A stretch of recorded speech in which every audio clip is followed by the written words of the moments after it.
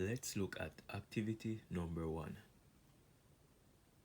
For the following, state what type of number or numbers they are. Go ahead, pause the video and attempt the following.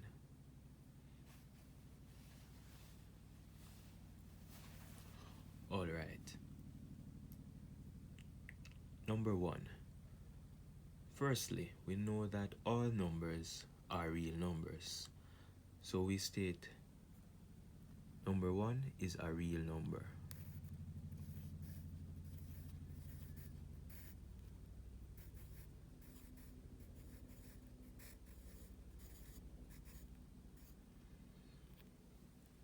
Next, when we look at this number, we realize that we have a bar above the 2, and we know from our previous lessons that this bar implies that the 2 goes on forever. So this decimal expansion is recurring and it goes on forever.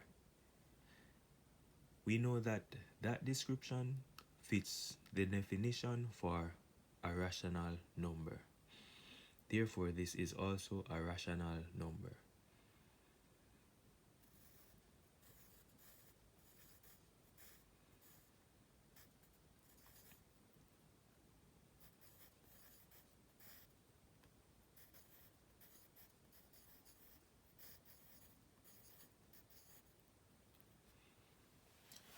Now, let's look at number 2. For number 2, we have negative 1.414 to 13562. This decimal expansion is not recurring and it is non-terminating. That description fits the description for irrational numbers. So therefore, this number here is an irrational number.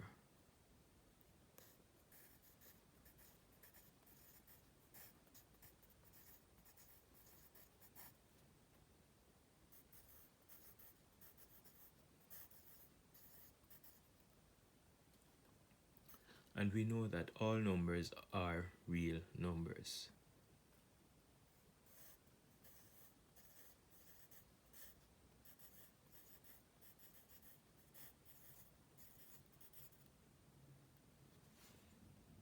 Now, let's look at number 3. Here we have negative 7. Firstly, it is a real number.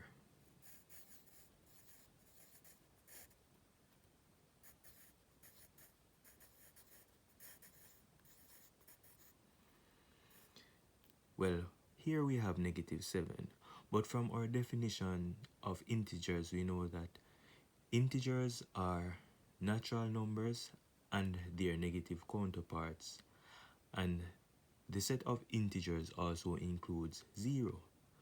So this is the negative counterpart of 7. Therefore, it is an integer.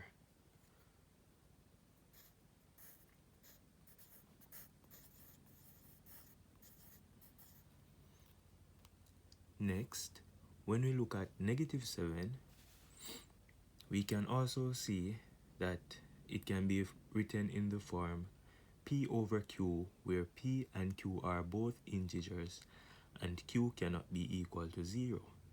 And because it can be written in that form, it fits the description for rational numbers. Therefore, this is also a rational number.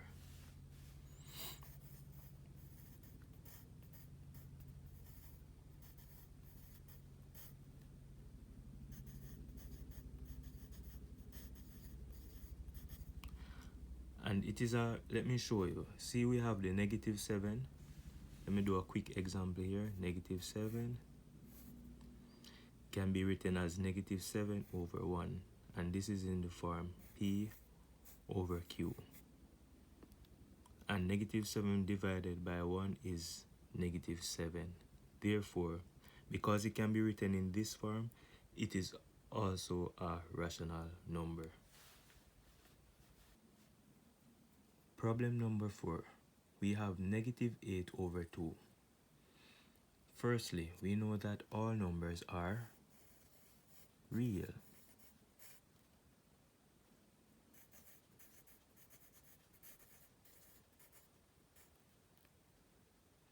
Next, we can see that this number is in the form p over q. Therefore, it is a rational number as well.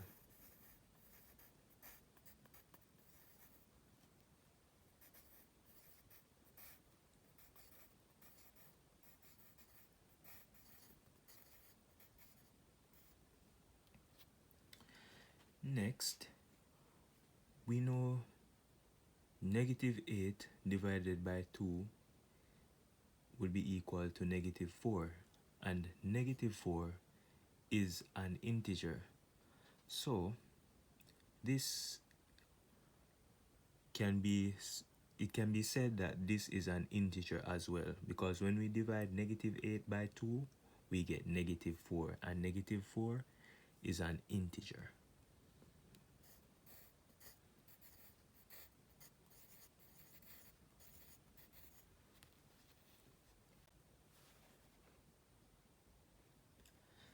Let's look at problem number 5. Here we have negative 10.0625. This decimal expansion is terminating, and from our previous lessons, if you do not understand, please go and check the previous videos. Alright, so we see that this decimal expansion is terminating.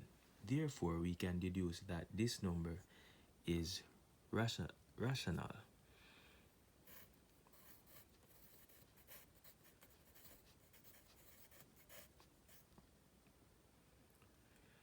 And we know that all numbers are real, so this is a real number.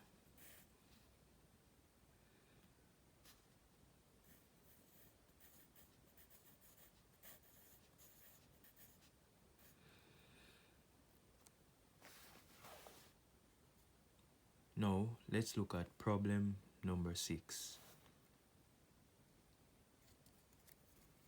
Let's look at problem number 6. We have 3. 3 is a real number.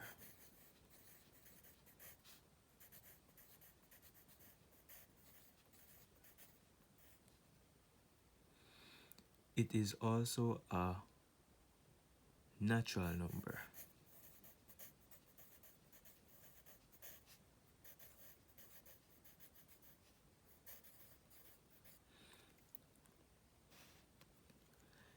It is also a whole number.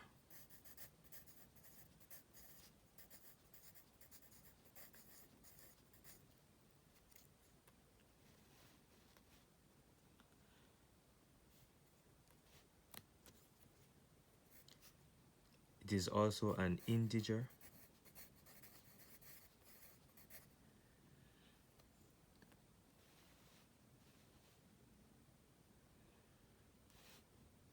And lastly, it is also a rational number.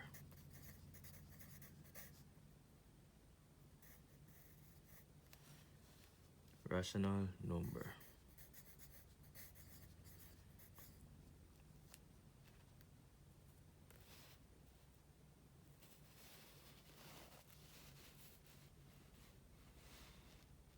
Now let's look at problem number 7. We have 0.285714, and the decimal expansion has the bar over all these digits. And we know that when there's a bar, it signifies that whatever is under the bar goes on forever. So these digits repeat themselves over and over. So we have 0.285714, 285714, and it just goes on and on forever.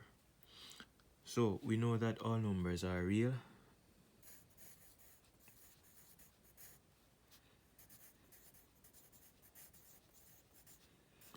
And we know this fits the description of a rational number.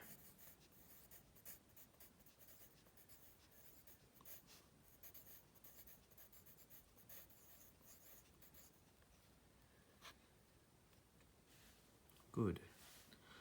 Now, let's look at problem number 8.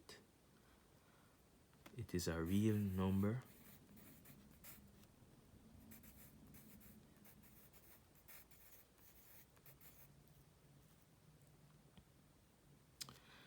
And it is an irrational number. And if you do not understand why it is an irrational number, please check out the lesson on types of numbers.